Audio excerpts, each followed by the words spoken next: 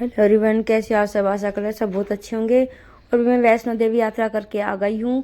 और वहाँ आने के बाद ये देखिए इतने सारे कपड़े हो गए, ढेर सारे कपड़े हैं। सारे कपड़े मैंने धोए हैं। पानी पानी बीच में चला गया तो मैंने कपड़े बीच में छोड़ दे के दोबारा पानी आएगा तो साफ पानी में सारे निकालने हैं। और ये थैले वगैरह मैंने सब कुछ धो दिए क्योंकि बस की डिग्गी में रखे हुए थे। बारिश आ गई, पता नहीं कैसे पानी भर गया और सारे कपड़े थैले भी गंदे हो गए। इनके अंदर जो कपड़े थे ना, खैर वे गंदे तो थे लेकिन और भी ज़्यादा मतलब गंदे हो गए। और देखो भी बिल्कुल भी मौसम ऐसा हो रहा है कि साफ़ ही नहीं हो रहा है। ना तो धूप आ रही है, जरा रत्ती भर भी धूप नहीं है। पता नहीं कपड़े इतने सारे कैसे सूखेंगे कैसे नहीं सूखेंगे। कुछ तो कपड़े मैंने धो लिए हैं और कुछ मैंने छोड़ दिए, जैसे कि कंबल हो गई, स्वेटर हो गई। इनको तो भाई मैं 2-4 दिन बाद फिर धोऊंगी दोबारा से, क्योंकि भाई उनको रख दिया है उठा के, क्योंकि एक साथ इतने सारे कपड़े सुखाने की जगह होती नहीं है। अगर गर्मी होती तो फटाफट 1 घंटे में सारे कपड़े सूख जाते और मैं दोबारा धो लेती।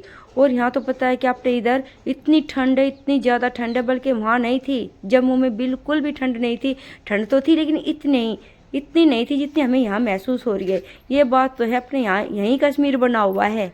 वहाँ ऊपर इतनी भाई सर्दी नहीं महसूस हो रही थी। और यहाँ भाई मैंने सारे कपड़े धो के सुखा दिए हैं, आप देख सकते हो। जरा सी भी जगह नहीं बची हुई है। बस भगवान करे आज धूप आ जाए, लेकिन भाई मैं सोचती ही रहेगी, बिल्कुल धूप नहीं आई। और आप देखिए मैं प्रसाद दिखा रही हूँ जो मैं वहाँ से लेके आई हूँ। ये देखिए। और ये इसके अंदर है ना, जो ये कागज है, ये रक्षा सूत्र मिला है हमें माता रानी के। 3 होते हैं इसके अंदर, ये ब्रेसलेट से ये धागे ये इसके अंदर से ही निकले हैं। और दिखाती हूँ मैं आपको। ये जो हम प्रसाद ले रहे थे ना, तो वहाँ में ये प्रसाद मिला था। इसके अंदर तो एक चांदी का सिक्का है, ये चांदी का सिक्का है इसके अंदर। और यहाँ ये मिश्री है। ये मुझे 3 पाउच मिले, एक मेरे को ऐसा मिला है, एक भानु को मिला है, एक प्रसाद के साथ। यानी कि हमारे पास ये 3 सिक्के हो गए ऐसे चांदी के। आई मैं अभी आपको दिखाती हूँ खोल के। और जो ये था 1 पाउच तो मैंने और भानु ने वहीं भाई प्रसाद ग्रहण कर लिया था। और 1 पाउच मैं नीचे लेके आई हूँ, यानी कि यहाँ घर पे इसके पापा भी ले लेंगे और दूसरे प्रसाद में मैं मिला दूँगी, सबको बांट भी दूंगी मैं। और ये प्रसाद है।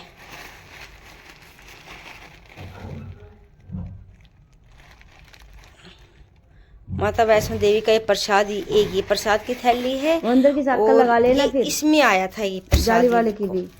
ये इस तरह की पॉलिथीन, इसके अंदर नारियल है। क्या नहीं, ये कटरा से ये ऐसा प्रसाद मिला, भी दिखा रही हूँ मैं। और मैं कंजक जिमाऊंगी तो मैं भाई लड़कियों को देने के लिए माता रानी के सिक्के खरीद के लेके आई हूँ भाई।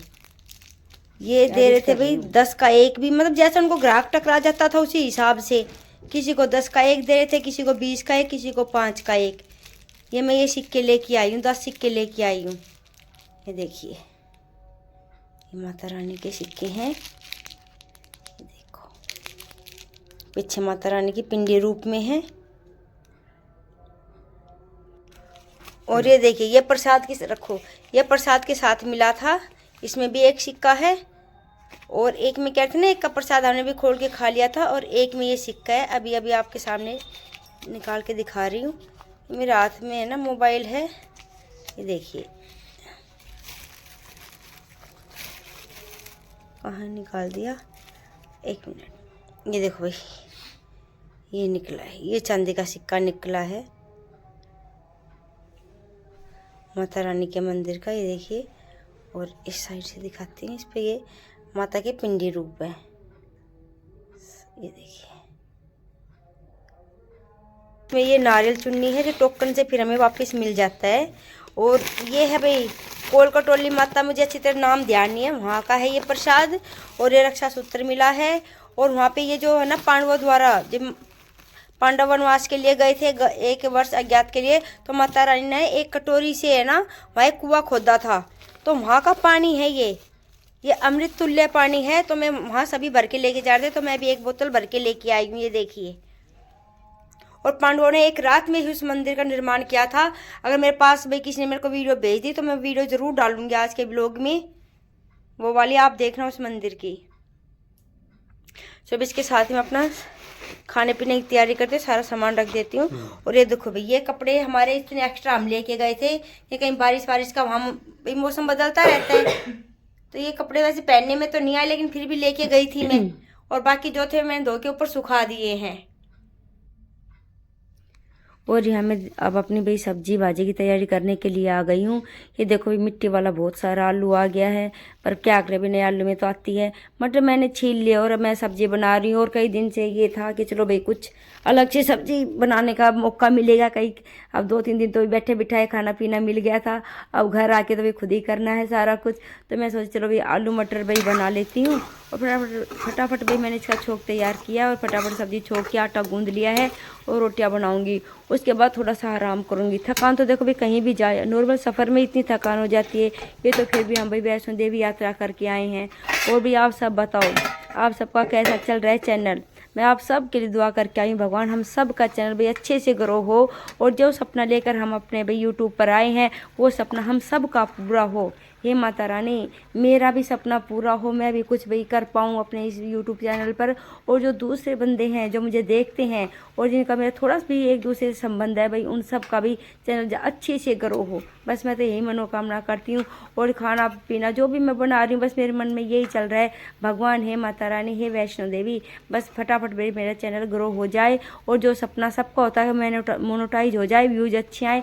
मैं भी यही सोच रही हूँ। नहीं तो भाई इतनी भाई वही है कि हम इतनी मेहनत करते हैं यूट्यूब पर, फिर उसके बाद जो हम सोचते हैं वो पूरा नहीं होता तो बड़ा मन दुखी होता है। क्योंकि इतनी मेहनत होती है, घर का काम भी करो और फिर भाई वीडियो भी बनाओ तो टाइम तो देखो भाई लगता ही है। और यहाँ देखो भाई मैंने मेरा मतलब कि सब्जी ढक दी है, जब बनेगी तब मैं दिखाऊंगी। और यहाँ ये मत सोचना अभी ढकी थी तुरंत बन गई, इसे बनने में बड़ा टाइम लगता है, लेकिन ये तो भाई वीडियो में मैं फटाफट दिखाना ही होता है। और देखो भाई गर्मा गर्म सब्जी बनकर तैयार है। आप सब भी आ जाइए, मैं आप सब के लिए भी गर्मा गर्म फुलके सेक दूंगी और हम भी खाएं और आप भी खाओ और बताना भाई सब्जी कैसी बनी है। इसमें लहसुन प्याज बिल्कुल भी नहीं है, जीरे हींग का छोंक लगाया है, अदरक डाली हुई है। और यहाँ भी मैं रोटियाँ सेकने लगी हूँ। सबसे पहले भी हम कान्हा जी को भोग लगाएंगे। हमारे कान्हा जी भी इंतजार में बैठे हैं क्योंकि कई दिन से सिर्फ वो दूध ही पी रहे हैं। क्योंकि ये लोग तो भाई बाहर से खाना मंगवा लेते थे, क्योंकि यहाँ भाई टिफ़िन सर्विस है, या टिफ़िन में खाना आ जाता है। 2 सब्जियाँ होती हैं, चावल होते हैं, सलाद होता है और 4-4 रोटियाँ होती है हर टिफ़िन में।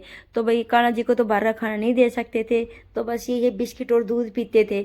आज कान्हा जी भाई अपने ये है कि हाँ भाई घर की सब्जी और रोटी खाएंगे, उनको भी बड़ा अच्छा लगेगा। और आप सब भी आ जाओ और गर्मा गर्म खाना भाई तैयार है आप सब के लिए भी। और खाना बनाने के बाद भी मैं अपना भाई वही है कि बर्तन साफ़ करूँगी, सिंक साफ़ करूँगी। बर्तन भी बहुत ज़्यादा ही हो जाते हैं। और हमारे पता है क्या, वैसे तो देखो थकान नहीं है अब, मतलब पैरों की कम हो गई है, लेकिन मानसिक थकान सी है थोड़ी सी। ऐसे होता ना, हाँ भाई इतनी दूर गए थे, मतलब कि मेरी पिंडियों में ना बहुत ज़्यादा भाई दर्द है, मेरे वहीं ज़्यादा हालत ख़राब हो गई थी।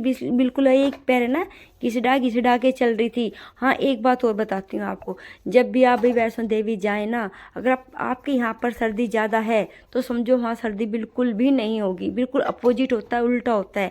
अगर यहाँ आपको गर्मी लग रही है अपने एरिया में तो समझो पहाड़ों पे ज़रूर सर्दी होगी, तो उससे अकॉर्डिंग ही आप कपड़े लेके जाओ। हम इतने सारे कपड़े लेके गए लेकिन वहाँ पे सर्दी बिल्कुल नहीं थी। और जब आप चढ़ाई करो वैष्णो देवी पे, जब ऊपर चढ़ाई शुरू करते हैं ना, तब तो आपको बिल्कुल हल्के फुल्के कपड़े ही पहनने हैं, एक स्वेटर पहननी है। और ना ही आप भाई अपनी कैप करो सिर के ऊपर, जैसे होते हैं ना टोपा पहनते हैं सर्दी की वजह से, क्योंकि चलते चलते हमें इतनी गर्मी लगने लगती है, धीरे धीरे एक एक जो भी होता है ना एक्स्ट्रा कपड़ा उतरता जाता है। मैंने तो जुराबे भी उतार दी थी, क्योंकि चलते चलते है ना यूँ लग रहा था कि भाई हाँ भाई गर्मी लग रही है। वहाँ सबका ही ये हाल था। तो भाई मेरा तो यही कहना है। और ऊपर चढ़ाई करते वक्त कुछ ज़्यादा सामान भी अपने पास मत रखो कि ये खाने का रख ले या ये पीने का रख ले। अगर आप ऊपर अकेला बंदा ही ऊपर पहुँच जाए ना, वो ही बहुत बड़ी बात है, क्योंकि अपने आप को ढोकर ऊपर ले जाना भाई बहुत ही हिम्मत की बात है। जो वहाँ के बासिंदे हैं जो रहते हैं, देखो उनको तो पहाड़ियों पर चढ़ने की उतरने की भाई मतलब होती है ना आदत होती है, उनके लिए तो आसान है। लेकिन हम जो समतल ज़मीन पर चलते हैं हमारे लिए भी बहुत टफ है, हमें नहीं चलना आता, हम कैसे चल या कैसे उतरे। उनका तो रोज़ का आना जाना हो तो 2-2 बंदों को उठा के भी चले जाते हैं, है कि नहीं, 2-2 3-3 चक्कर लगा लेते हैं। भाई हमारे बस की नहीं है, इसलिए भी जो भी वैष्णो देवी या कहीं भी हिल स्टेशन पे कोई घूमने जाता है तो ज़्यादा भाई बोझ लाद के ना चले। भाई मेरा तो यही कहना है, क्योंकि चलते चलते चाहे गर्मी हो चाहे सर्दी, देखो गर्मी तो लगने लगती ही है, बहुत ही पसीना आना शुरू हो जाता है और फिर उसकी वजह से पता है हलक भी सूखने लगता है बस। और हाँ, मैंने एक गलती ये कर दी थी, मैं भाई दवाई लेके साथ नहीं चली थी, जैसे कि अपनी मसल्स भड़कनी शुरू हो जाती है, पैर दुखने लगते हैं, मुझे ये सब चीज़ें नहीं पता थी। मैं सिर्फ नॉर्मल अपनी क्या होती है फ्लैक्सोन की गोली लेके गई थी बुखार सिर दर्द की, मुझे नहीं पता था हाथ पैरों की भी लेके जानी होती है। लेकिन वहाँ जगह जगह सरकारी कैंप है फौजियों के, वे हमें दवाई वगैरह सब कुछ देते हैं वहाँ लगाने के लिए। मूव भी दी थी मेरे को वही दवाई भी दी थी, लेकिन मुझे उस दवाई से कोई खास फर्क नहीं लगा क्योंकि शायद मैंने ली ही गलत टाइम पे थी इसलिए। क्योंकि जब तक हम कुछ खाएंगे नहीं तो दवाई भी नहीं ले सकते हैं। और जब मैंने वो ली थी तो इस टाइम भाई ऐसा ही था, पता नहीं असर हुआ होगा तो भाई मुझे महसूस नहीं हुआ होगा क्योंकि दर्द बहुत ज़्यादा था, चला ही नहीं जा रहा था। लेकिन अगले दिन जैसे थोड़ा सा आराम किया ना और मेरी बहन ने भी मेरे पैरों की मसाज की तो मैं ठीक हो गई थी। चलो भाई मिलती हूँ अगली वीडियो।